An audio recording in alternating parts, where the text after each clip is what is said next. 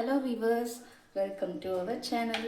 இன்றைக்கி நம்ம சேனலில் உருளைக்கிழங்கு மசாலா எப்படி செய்கிறதுன்னு பார்க்கலாம் வாங்க.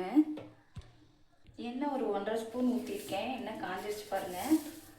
இதில் கொஞ்சம் கடுகு,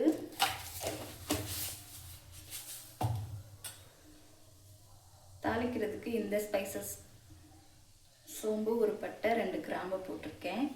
இதில் சோம்பு போட்டால் நல்லாயிருக்கும். இதுதான் அந்த கல்யாண வீட்டு உருளைக்கிழங்கு ஃப்ளேவரை கொண்டு வரதுக்கு சோம்பு தான் யூஸ் பண்ணுவாங்க. கடுகு வெடிச்சோடனே சோம்பு ஆட் பண்ணிடலாம்.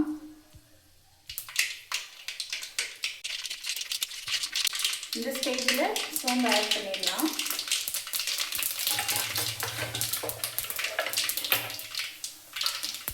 அடுத்து ஒரு 2 பல்லு பூண்டை நான் தட்டி வச்சுருக்கேன்.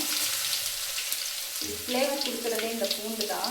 2 மீடியம் சைஸ் வெங்காயம் கட் பண்ணி வச்சுருக்கேன். அதையே ஆட் பண்ணிக்கலாம்.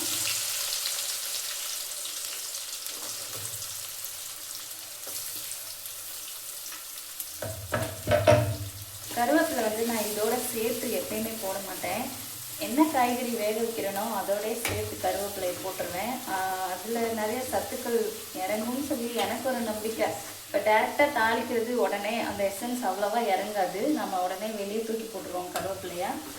இதில்னா வேக வைக்கிறது கொஞ்சம் டைமிங் எடுக்கும். அதில் அந்த கருவேப்பிலையோட எசன்ஸ்லாம் இறங்கிருக்குல்ல, அந்த சத்துக்கள் நம்மளுக்கு முழுமையாக கிடைக்கும். அதனால் நான் கருவேப்பிலை அப்படி தான் போடுவேன். உங்களுக்கு பிடிச்சிருந்தா நீங்கள் அப்படி போடுங்க.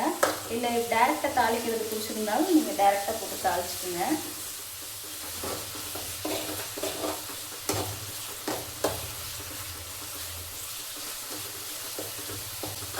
ஒரு 5 பீஸ் உருளைக்கிழங்கு நான் ஏற்கனவே கொஞ்சம் உப்பு போட்டு வேக வச்சு அதில் கொஞ்சம் கருவேப்பிலை, ஒரு 10 கருவேப்பிலையை போட்டு வேக வச்சு தனியாக எடுத்து வச்சுருக்கேன். இந்த வெங்காயம் நல்லா வதங்கி வந்தோடனே அதை போட்டு நம்ம சில உங்களுக்கு என்ன ஸ்பைசஸ் தேவையோ அந்த பொடியை போட்டு தாளிச்சிங்கன்னா சூப்பராக இருக்கும். நான் அதில் சாம்பார் பொடி தான் ஆட் பண்ண போகிறேன்.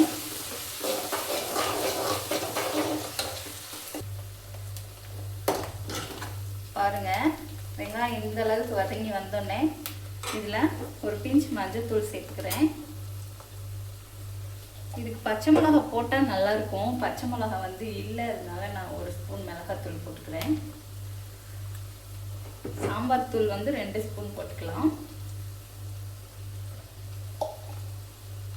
உப்பு இதில் நான் போடலை, அதிலே போட்டு வேக வச்சுருக்கேன். அந்த உருளைக்கிழங்கு வேக வச்ச தண்ணியில் உப்பு இருக்கும். அதனால் இதில் உப்பு போட்டு பண்ணிட்டோன்னா உப்பு ஜாஸ்தி ஆயிடும். நான் நிறைய டைம் அது போல் பண்ணியிருக்கேன். அதனால் இதில் உப்பு போடலை. நம்ம பத்தலைன்னா போட்டுக்கலாம்.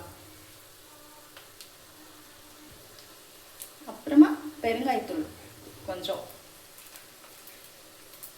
இந்த பெருங்காயத்தூளும் பூண்டும் தான் இதுக்கு அந்த கல்யாண வீட்டு உருளைக்கிழங்கு மசாலா பக்குவத்தை கொண்டு வரதே இது 2 தான்.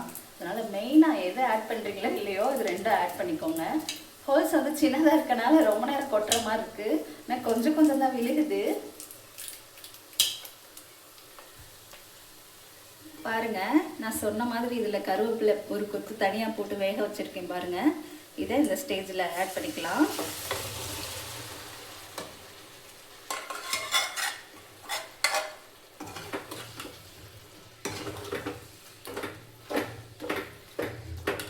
அவ்வளோதாங்க.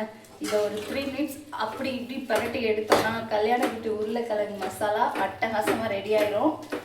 நீங்களும் இதே போல் ட்ரை பண்ணி பாருங்கள். எப்பயும் போல் சொல்கிறதா, குட்டீஸ்களுக்கு செய்கிறீங்கன்னா காரத்தை கம்மியாக போடுங்க, விரும்பி சாப்பிடுவாங்க. அதில் காரம் கம்மியாக தான் போட்டு, பார்க்க தான் கலர்ஃபுல்லாக இருக்குது, ஆனால் காரம் கம்மியாக இருக்கும். கம்மியாக தான் போட்டு செஞ்சுருக்கேன். நீங்களும் இதே போல் ட்ரை பண்ணி பாருங்கள். பாருங்கள், அந்த பக்கமும் இந்த பக்கமும் போட்டு 2 திருப்புனேன்.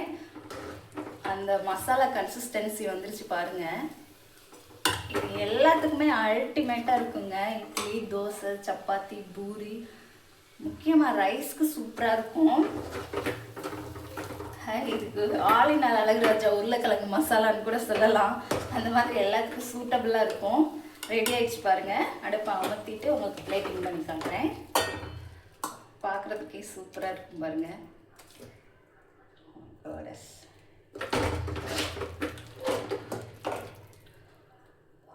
எடுக்கும் போதே டெம்டிங்காக இருக்குது.